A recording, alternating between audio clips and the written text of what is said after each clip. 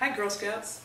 I wanted to talk to you today to tell you a little bit about the changes that we're proposing to make in our bylaws at the special called annual meeting.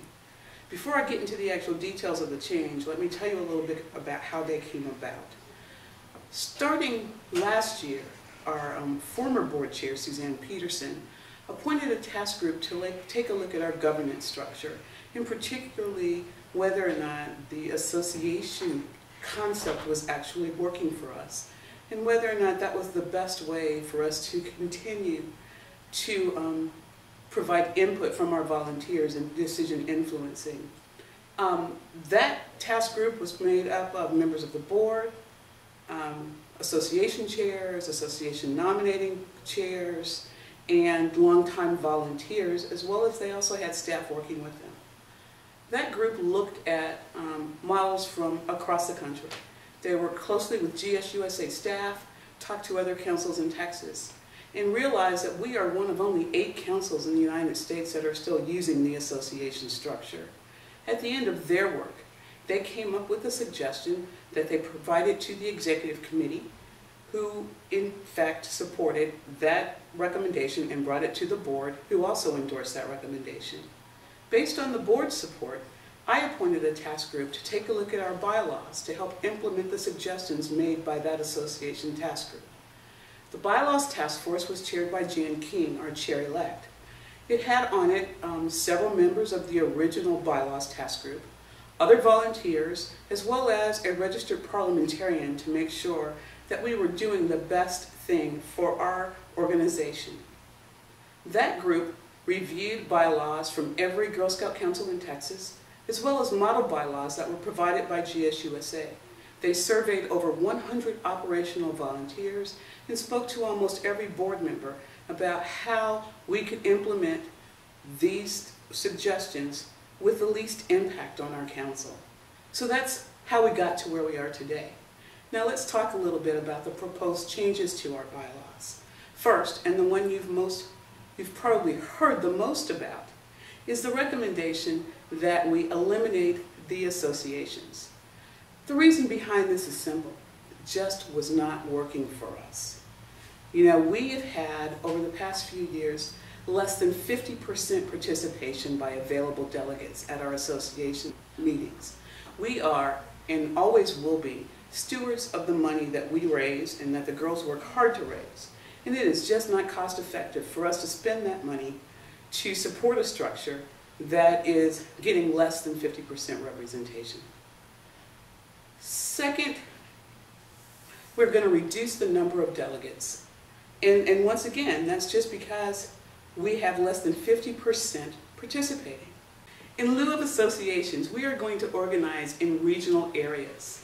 Each regional area will be the same geographic area as our current GO teams. The regional areas will each have 20 delegates. So that means at annual meeting, we will have 100 delegates representing the various regional areas. And people say, well, you're cutting into our voice. Not really. We really aren't. Every regional area will have a voice, and every regional area will have the opportunity for their voice to be heard. I understand the angst that this can cause because I was at the National Council session when they cut the number of delegates that each council gets. And while I thought our voice is going to be diluted, really it isn't, because everyone's number was cut. And all we are doing is making the body smaller and hopefully increasing the opportunity for participation. Along those lines, some other changes that we made in the bylaws were these. First, we increased the number of girl members. I believe that as the premier leadership development program for girls, we need to offer our girls as many opportunities as possible to participate in leadership. So we've increased the number of board members by making it so that there are 2 girl board members from each of the regional areas. Additionally, we've added a new girl position on the board called Girl Board Chair. If we say our girls can lead, we need to give them the opportunity to lead. And this will be their opportunity to lead. The Girl Board Chair will not be elected or selected by the regional areas. It will actually be, that girl will actually be selected by the Board Development Committee. And one of the prerequisites is that she has served a term on the board as a girl board member. We also made some technical changes that put us in line with the rules regarding our change in fiscal year.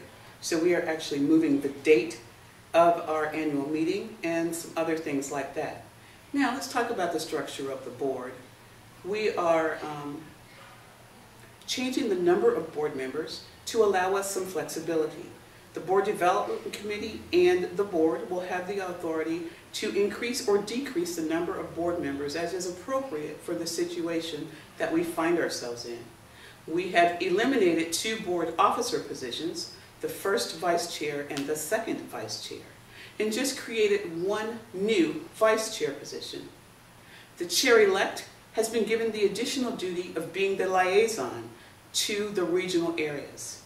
And that, in a nutshell, are the changes in our bylaws. And I know that change makes many of us uncomfortable, but we also know that in order to grow, we have to change. We are 100 years old.